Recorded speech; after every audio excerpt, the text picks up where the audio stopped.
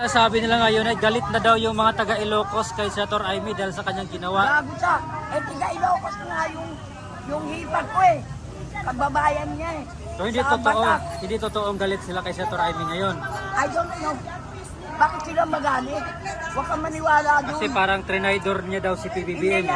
Hindi nga tiniraidor. Gusto lang niya maili si Bongbong sa masama. Sino ba namang kapatid na gusto kang maging adik? Kahit ako, kung kapatid ko, pamangkin. Eh, hindi pwede. Pagagalitan ko sila. Ako kulong ko. Ayoko sa adik. I hate drugs. Talaga totoo. Ngayon, ito, para malaman nila kung totoong Marcos, magpa-hair follicle ka. Hay! Maalala ko pala. Spokesperson niya, si Auntie Claire. Auntie Claire, sabihin mo dyan sa amo mo, magpa-hair follicle test. Hindi ako naniniwala yung St. Luke's. Yang blood test. Wala yan, hindi pa. Uminom ka lang ng gatas, o ano-ano, adik ka. Mawawala yan. Pero ang hair follicle test, hindi mawawala. Mag-hair follicle yan. Adik yan. Positive. Ikaw naman. Sino bang kapatid na wala sa ituwid na landas? Huwag silang chismoso. Gumagawa. Si Larry Gadon ngayon ay galit na galit din kay Senator Amy. Wala siya ng kita eh. Hoy, Larry Gadon, wala na kayong nanakawin. Doon mga wala na nakita eh. Wala na kayong nanakawin.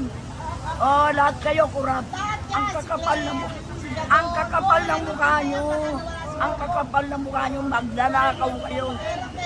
Eh nga, huwag kang maniwala doon. Paano man ang personal nila sa pagkatao nila. Confidential. Ayan, si Lacson na yan, saka si Soto, tanggalin na yan doon sa Senado. Baguhin na rin nila ang Senate President. Walang mangyayari. Kanina na nagpahayag po si Senator Lacson na nawala na daw po siya ng parang respeto kay Senator Amy. Naawa siya kay PBBM dahil sa sinabi nga ni Senator Amy kagabi na adik ang Pangulo. Pwede naman daw gawin ni Senator Amy yan sa pribado, wag lang daw ipahiya sa daan-daang libong tao. Sip ka ba, Senator? Senator, Eh, ikaw nga, may kaso ka eh. Nagtago ka nga, nagkundata ka nga kay Gloria eh. Ikaw nga, kriminal eh. Tapos, pinagtatagpan mo pa isang adik ka rin. Dapat tanggalin na kayo. Hindi kita binoto dahil ayoko sa'yo. Dahil ikaw, may kaso ka na. Nag-rebellion kayo kay Gloria, nagtago ka. Inahanap ka nga eh. Nagtago ka. Tinulungan ka lang.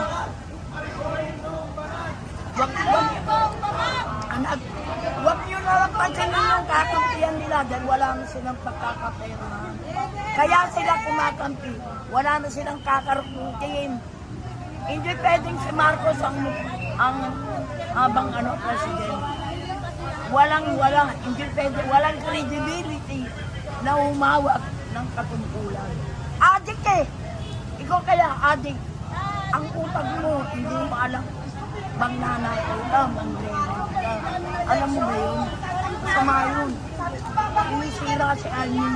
Bagi sila si Almin. Okay yun. Anong mensahe mo na sa ating mga kapwa Pilipino sa ating pinagdaanan ngayon? Lalo na itong pagbagsak ng ekonomiya ng Pilipinas. Napakahirap. The worst disaster. Kawawa ang Pilipino. Diyos ko, Marcos, nakikiusap ako sa iyo. Mag-resign ka na. Huwag mong hawakan ang gobyerno. Hindi mo kaya. Kawawa ang Pilipino. Pag nag-resign ka, you have the greatest sacrifice. I-sacrifice mo na, anak. Ako na lang kita, matanda na ako. Bago malaman ako mamatay, mag-resign ka na. Katoliko ko, nagdadasal ako na sana ilagay na sa hustong isip si Marcos. Sana siyang umalis. para sa kabutihan ng mga Pilipino.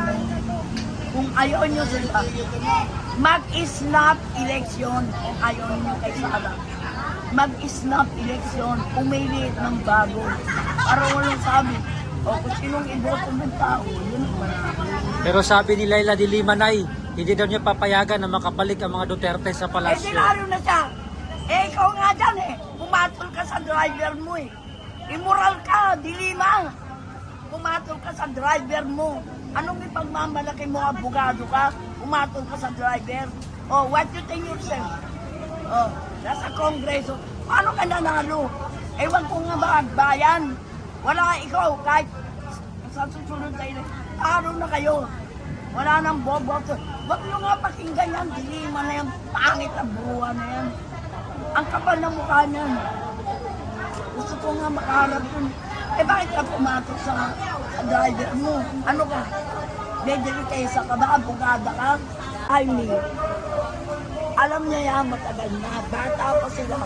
Si Marcos, nagdodroga na talaga. Kaya lang meron akong sasabihin, kaya lang di pwede. Baka natin ako. Si Marcos, matagal na yan nagdodroga. Nag-aaral pala yan, bata pa yan. Eh, tiga-Batak sila, Ilocos Norte. Yung kamag-anak ko nasa Ilocos Norte, Batak. Nasa Batak. Eh, Ilocano ako, iba na. Ikakagayan ako, tumawi ni Isabela. Sa Isabela, kilala ko si Borgidi. Yung speaker ng bata pa yan. Ngayon, yung sabi ni Ivy tungkol sa pagdodroga niya, totoo talaga dito. Kahit hindi pa niya ilabas, alam ko na nagdodroga si Marcos.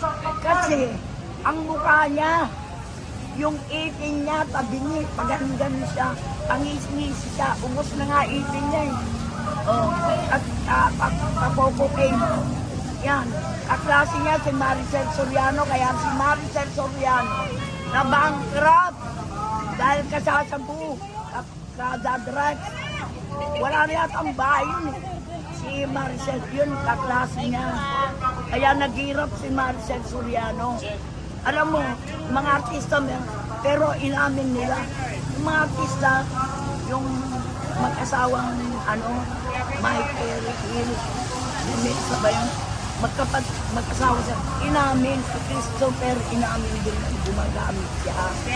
Kaya lang, hindi na ngayon sila. Kasi artista yan, kaya lang sila gumagamit dahil pag huwag makatulog. Kaya ganyan. Totoo yun, sinabi ni ate niya. Dapat sumunod na siya, Balong. Umuwi ka na sa Ilocos. Magparehab ka. Kasi presidente ka eh. Ang aming puno, adik, anong maganda mong maibigay sa Pilipinas? Siyempre, nakadrugs ka, wala ka sa tamang pag-iisip. Kaya ka nga pirma ng pirma. Sabi mo, binasa mo. Hindi mo naman binasa. Dapat, kung totoo yan sinabi mo, binito mo na.